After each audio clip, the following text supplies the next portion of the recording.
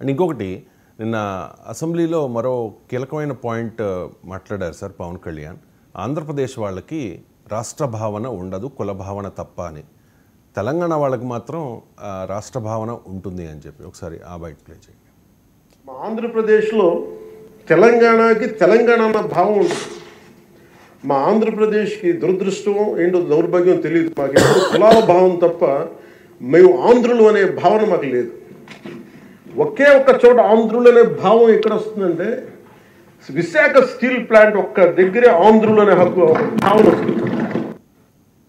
Right sir. అంటే ఏపీలో ఆ భావన లేదు, స్టీల్ ప్లాంట్ విషయంలో ఆ సెంటిమెంట్ ఉంది తప్ప మిగిలిన ఆ భావన లేదు, కులాల భావన మాత్రమే ఉంది. నేను చాలాసార్లు చెప్పాను, ఆంధ్రప్రదేశ్ సమాజాన్ని ఒక గొప్ప సమాజం అంటే ప్రపంచంలో సిలికాన్ వ్యాలీలో ఇవాళ ఆంధ్రప్రదేశ్ చెందిన వారు డామినేట్ చేస్తున్నటువంటి పరిస్థితి. ఒక ఎంటర్ప్రెన్యూరల్ సొసైటీ, గొప్ప అగ్రికల్చరల్ డెవలప్మెంటల్ సొసైటీ, ఒక 974 కిలోమీటర్ల తీర ప్రాంతం ఉన్న సమాజం, అనేక మంది సంఘ సంస్కరణోద్యమ యుగ పురుషులు పుట్టినటువంటి గడ్డ. దాన్ని రెండు కులాల మధ్య, ఇద్దరు వ్యక్తుల మధ్య, రెండు పార్టీల మధ్య రాష్ట్రాన్ని నిట్ట నిలువున చీల్చేశారు, సమాజాన్ని నిట్ట నిలువున చీల్చారు, రాష్ట్ర ప్రజలను నిట్ట నిలువున చీల్చేశారు.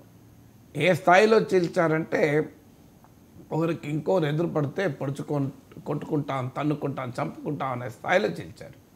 ఇది చీల్చింది ఎవరు? రాజకీయ వ్యవస్థ, వేరేటోళ్ళు ఎవరో కాదు. సో రాజకీయాలని తమ అవసరాల కొరకు కులాలను వాడుకుంటూ, కులాల చుట్టూ తమ రాజకీయ వ్యవస్థ నిర్మించుకుంటూ ప్రజల్ని, సమాజాన్ని కులాల ఆధారంగా చీల్చింది రాజకీయ పార్టీలు. చీల్చింది ప్రజలు కాదు. ప్రజలు తమంతట తాము చీలిపోలేదు. కులం ఒక్క ఆంధ్రప్రదేశ్లో లేదు, కులం భారతదేశం అంతటా ఉంది.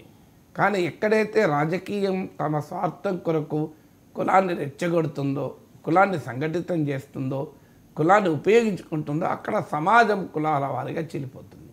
కులం లేదు ఎక్కడ చెప్పండి? ఏ దేశంలో కులం లేదు, ఏ రాష్ట్రంలో కులం లేదు. కానీ రాజకీయ నాయకత్వం కులాన్ని కాకుండా సమాజంలో ఉద్యమాలు, ప్రజల్ని ఐక్యం చేసే ఉద్యమాలు వచ్చాయనుకోండి, అప్పుడు అక్కడ కులం అనే భావన ఆటోమేటిక్గా తగ్గిపోతుంది. తెలంగాణలో మీకు తెలంగాణ సాయుధ రైతాంగ పోరాటం నుంచి మొదలై మలిదశ తెలంగాణ ఉద్యమాల వరకు తెలంగాణ ప్రజల్ని ఉద్యమాలు ఏకం చేశాయి. భూమి కొరకు, భుక్తి కొరకు బాంచం ధర, కాల్ముక్త అన్న పేద రైతాంగం తిరుగుబాటు చేశారు. నిజాం పాలనకు వ్యతిరేకంగా, రాచరికానికి వ్యతిరేకంగా, భూస్వామ్యానికి వ్యతిరేకంగా. అక్కడ ఈ కులం ఆ కులం నేను లేదు. మీకు భూస్వాములు రెడ్లే, వాళ్ళకు వ్యతిరేకంగా పోరాడిన వాళ్ళు కూడా రెడ్లే. రావినారాయణ రెడ్డి, మీకు బద్దం ఎల్లారెడ్డి, భీమిరెడ్డి నరసింహారెడ్డి, వీళ్ళంతా రెడ్లే. వాళ్ళు రెడ్ల భూస్వాములు రెడ్లే, వాళ్ళకు వ్యతిరేకంగా పోరాడారు. షోబుల్లా ఖాన్ ముస్లిమే, మగ్దుమ్ మొయినుద్దీన్ ముస్లిమే, రాజు నిజాం ముస్లిమే, కానీ రాచరికానికి వ్యతిరేకంగా పోరాడారు. అంటే కులము మతము అడ్డు రాలేదు పోరాటానికి. సో ప్రజలు కులాలకు అతీతంగా, మతాలకు అతీతంగా ఒక ఉమ్మడి లక్ష్యం కొరకు పోరాడితే కులం అనే భావన బలహీనపడుతుంది. తెలంగాణలో భూమి కొరకు, భుక్తి కొరకు, స్వరాష్ట్రం కొరకు, సపరిపాలన కొరకు జరిగినటువంటి ఉద్యమాలు తెలంగాణలో ప్రజల్ని కులాలకు అతీతంగా ఐక్యం చేసింది. ఇది ఇక్కడ కూడా కుల భావన లేదు మొత్తానికి అని అనడం లేదు. కానీ రాజకీయ పార్టీలు కులం చుట్టూ రాజకీయ నిర్మాణం పూర్తి స్థాయిలో చేయలేకపోయారు. ఇప్పటికీ కూడా ప్రతి పార్టీ కులాన్ని ఉపయోగించుకునే ప్రయత్నం చేస్తుంది, ఆ కులాన్ని రెచ్చగొట్టే ప్రయత్నం చేస్తుంది. కానీ అల్టిమేట్గా ప్రజల్ని ఐక్యం చేసేటువంటి ఉద్యమ స్ఫూర్తి కులం ప్రభావాన్ని నిరంతరం ఒక రకంగా చెక్ పెడుతూ ఉంటుంది. ఆంధ్రప్రదేశ్కి వచ్చే వరకు అలాంటి ప్రజా ఉద్యమాలు బలహీనంగా ఉండడం వల్ల పవన్ కళ్యాణ్ ఆవేదన కరెక్ట్. అది ఒక విశాఖ స్టీల్ ప్లాంట్ మినహా మిగతా ఏ అంశం పైన ప్రజలు సమైక్యంగా తన భావన వినిపించారు. సమైక్యవాద ఉద్యమం జరిగినా అది రాజకీయ పార్టీలు అప్పుడున్న పరిస్థితుల్లో మేము కూడా తెలంగాణ ఉద్యమానికి కౌంటర్గా ఉద్యమం నిర్మిస్తాం అని చూపెట్టుకోవటానికి, మేము సమైక్యవాదులము, సమైక్య ఉమ్మడి రాష్ట్రం కొరకు నిలబడ్డామని చెప్పుకోవటానికి చేసినటువంటి ఒక ప్రయత్నంగానే మిగిలిపోయింది తప్ప పెద్ద ఎత్తున ప్రజలంతా రోడ్ల మీదకి వచ్చినటువంటి పరిస్థితి లేదు. సో అందువల్ల విశాఖ ఉక్కు విషయంలో ఆ భావన ఐక్యంగా ఉన్నారు. కానీ అక్కడ కూడా మళ్ళీ రాజకీయం ఏం చేసింది? ఆ ఐక్య ఉద్యమాన్ని నీరు కార్చింది. విశాఖ స్టీల్ను రాజకీయ పార్టీలు కాదు నడిపింది, విశాఖ ఉద్యమాన్ని నడిపింది కార్మికులు. రాజకీయ పార్టీలు తమ తమ రాజకీయ ప్రయోజనాల కొరకు ఒకసారి మద్దతు, ఒకసారి వెనక్కిపోవడం, ఒకసారి జయకొట్టడం కేంద్రానికి, ఒకసారి మళ్ళీ పోరాడతామని చెప్పడం, తాము అధికారం ఉంటే ఒక రకంగా, ప్రతిపక్షం ఉంటే ఒక రకంగా, బీజేపీతో సంబంధాలు ఉంటే ఒక రకంగా, సంబంధాలు లేకుంటే ఒక రకంగా వ్యవహరిస్తూ వచ్చారు. ప్రజలకైనా విశాఖ ఉక్కు పోరాటాన్ని అక్కడి కార్మికులు, ప్రజలు నిలబెట్టగలిగారు. అందువల్ల పవన్ కళ్యాణ్ దాంట్లో వాస్తవం ఉంది. ఆ మాట చెప్తే వేరే వాళ్ళు, నేను చెప్తే కోపం వస్తుంది, కానీ నిజం కాదా? ఇవాళ పవన్ కళ్యాణ్ చెప్తున్నారే కులాల మధ్య కుంపడిగా ఎందుకు మార్చారు? ఇవాళ ఒక పార్టీ పేరు చెప్తే ఫలానా కులం ఈ పార్టీ వెనకాల సంఘటితం అవుతుంది, ఆ పార్టీ తప్పు చేసినా, ఆ నాయకుడు తప్పు చేసినా ఆ కులానికి చెందిన వారు మెజారిటీ ఓట్లు వేస్తున్నారు. ఇది నిజం కాదా? టీడీపీ విషయంలో నిజం, వైసీపీ విషయంలో నిజం, జనసేన విషయంలో నిజమే. సో 3 పార్టీల విషయంలో వాస్తవమా కాదా గుండె మీద చేసుకుని చెప్పమండి ఎవరినైనా. ఇంకో ఈ పార్టీ వెనకాల ఇంకో ఈ కులం మెజారిటీ ఓట్లు వేస్తారు. సంబంధమే లేదు ఆ పార్టీ ఎలా పనిచేస్తుంది, ప్రభుత్వం ఎలా ఉంటుంది, నాయకుడి పాలన ఎలా ఉంటుంది, దీంతో ఎలాంటి సంబంధం లేకుండా మా కులం అని ఓన్ చేసుకుంటూ, మా పార్టీ అని ఓన్ చేసుకుంటూ ఓట్లు వేస్తున్నారు. తెలంగాణలో మీరు ఏ పార్టీని ఏ కులం ఓన్ చేసుకుంటూ చూపెట్టండి నాకు. అలా ఓన్ చేసుకుంటే 10 ఏళ్ల పాటు బీఆర్ఎస్ అధికారంలో ఉండేదా?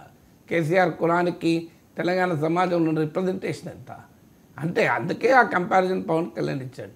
కానీ దానికి దోషి ఎవరు? దోషి రాజకీయ పార్టీలే. ఇలా రాజకీయ పార్టీలు పలానా కులంతో ఎందుకు ఐడెంటిఫై అవుతున్నాయి? ఒక కులానికి చెందిన వాళ్ళు ఇది మా ఆస్తి, ఈ పార్టీ తెలుగుదేశం మా ఆస్తి అని ఒక్కొక్క కులం భావిస్తుంది, జనసేన మా ఆస్తిని ఇంకో కులం భావిస్తుంది, వైసీపీ మా ఆస్తి అని మరో కులం భావిస్తుంది.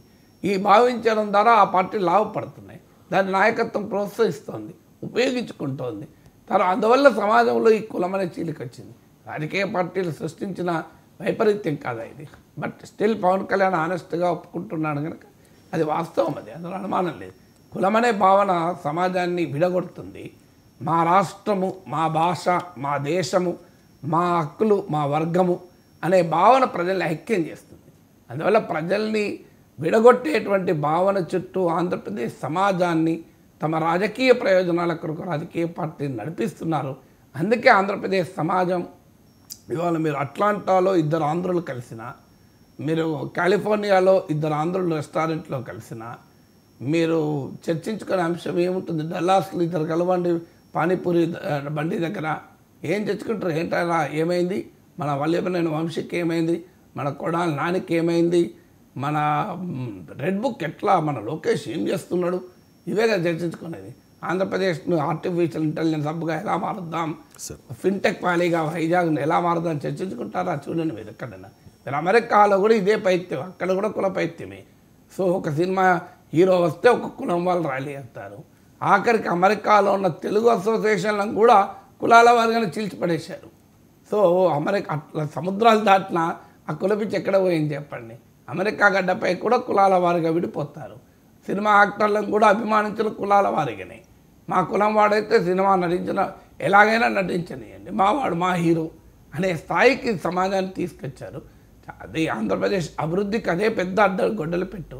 ఒక దేశం కానీ ఒక రాష్ట్రం కానీ ఈ అస్తిత్వ భావనల నుంచి, అంటే ప్రజల్ని విడగొట్టే అస్తిత్వ భావనల నుంచి బయటపడి ఒక ఆధునిక మానవునిగా, ఒక లెజిటిమేట్ డెమోక్రటిక్ ఐడెంటిటీ, నేను ఆంధ్రుణ్ణి, నేను తెలుగువాణ్ణి, నేను భారతీయుణ్ణి అనే ఒక యునైటెడ్ ఐడెంటిటీ, ఒక మోడర్న్ ఐడెంటిటీ వైపు వెళ్ళకపోతే ఆ సమాజం డెవలప్ కాదు. ఇవాళ జపనీస్ అనే ఐడెంటిటీతో జపాన్ డెవలప్ అయింది, జర్మన్ ఐడెంటిటీతో జర్మన్ డెవలప్ అయింది, అమెరికన్ అనే ఐడెంటిటీతో అమెరికా వెళ్ళింది. కానీ పలానా కులం నేను అమెరికా కొట్టుకున్నంతకాలం డెవలప్ కాలే. నేను తెల్లవాడిని, నేను నల్లవాడిని అని కొట్టుకున్నంతకాలం అమెరికా డెవలప్ కాలే కదా. నేను అమెరికన్ అన్న ఐడెంటిటీ వచ్చిన తర్వాత డెవలప్ అయింది. అందువల్ల నేను భారతీయుని, నేను తెలుగువాడిని, నేను ఆంధ్రుని అన్న ఐడెంటిటీ వల్ల డెవలప్ అవుతుంది తప్ప నేను ఈ కులమాన్ని ఆ కులమాన్ని. అందుకే అన్న అట్లాంటోళ్ళు 2 కలిసిన, అరే మన రాష్ట్రానికి 974 కిలోమీటర్ల తీర ప్రాంతం ఉంది కదా, దీన్ని ఎలా డెవలప్ చేయొచ్చు అని చర్చిస్తారా? డల్లాస్లో కలిసిన 2 ఆంధ్ర వాళ్ళు మనకు ఇంత పెద్ద తీర ప్రాంతం ఉంది కదా, ఆ సింగపూర్ చూడండి, ఆ తైవాన్ చూడండి, వాళ్ళకు ఒక్క పోర్ట్ ఉంటేనే వాళ్ళు అంతా డెవలప్ అయ్యారే, మనకి ఇన్ని పోర్ట్లు ఉన్నాయి, మన రాష్ట్రాన్ని ఎలా డెవలప్ చేయొచ్చు అని చర్చించుకుంటారా? మన కులం వాళ్ళు ఏం చేశారో మన పార్టీ వాళ్ళు ఏం చేశారు, వాడిని లోపలేసారా వీని లోపలేసారా, వాని సంగతి చూసారా వీని సంగతి చెప్తారా, మా పవర్లోకి వస్తే మేము ఇచ్చేస్తాం వాడి పవర్లోకి ఇచ్చేస్తాం, ఇలా చర్చించినటువంటి సమాజాన్ని మారింది. అన్ఫార్చునేట్లీ మీడియా అదే తయారైంది. మీడియా కూడా కులాల వారిగా చీలిపోయి ఈ కులం చర్చలు రాజకీయ పార్టీల నాయకుల లాయల్ మౌత్ పీసులుగా తయారై మీడియా చర్చిస్తుంది. మీడియాలోనైనా మీరు గమనించండి, ఒక ఛానల్లో ఒక పేపర్లో చంద్రబాబుని తిడితే మరో 2 ఛానల్లో 2 పేపర్లలో జగన్ తిడతారు. అంతే తప్ప ఒక మెరైన్ ఎకానమీ ఎలా డెవలప్ చేయాలి, ఒక ఫుడ్ ప్రాసెసింగ్ ఎకానమీ ఎలా డెవలప్ చేయాలి, ఒక అగ్రో ఎకానమీ ఎలా డెవలప్ చేయాలని ఈ టీవీ ఛానల్ తెలుగు ఛానల్ ఎక్కడన్నా డిబేట్ నడవగా చూసారా? ఏమైనా డిబేట్ చంద్రబాబు నాయుడు ఏమన్నాడు, పవన్ కళ్యాణ్ ఏమన్నాడు, లోకేష్ ఏమన్నాడు, జగన్ ఏమన్నాడు, ఇది తప్ప ఇంకో చర్చే లేదు కదా. సో ఈ రోజు టీవీలో 2-3 కూర్చోబెట్టి తమ నచ్చని వ్యక్తిని మొత్తం తిట్టించడం తప్ప ఇటువైపోయినా అటువైపోయినా అంటే 2 పార్టీల మధ్య, 2 నేతల మధ్య, 2 కులాల మధ్య సమాజాన్ని నిట్ట నిలువున రాజకీయ వ్యవస్థ చీలుస్తుంది, మీడియా చీలుస్తుంది. మీరు సోషల్ మీడియాలో అదే చర్చ, మీరు అమెరికా నుంచి ఆంధ్రప్రదేశ్ వరకు అదే చర్చ ఉంటుంది. రాష్ట్రం ఎలా డెవలప్ అవుతుంది? 2024 అసెంబ్లీ ఎన్నికల్లో తెలుగుదేశం పార్టీకి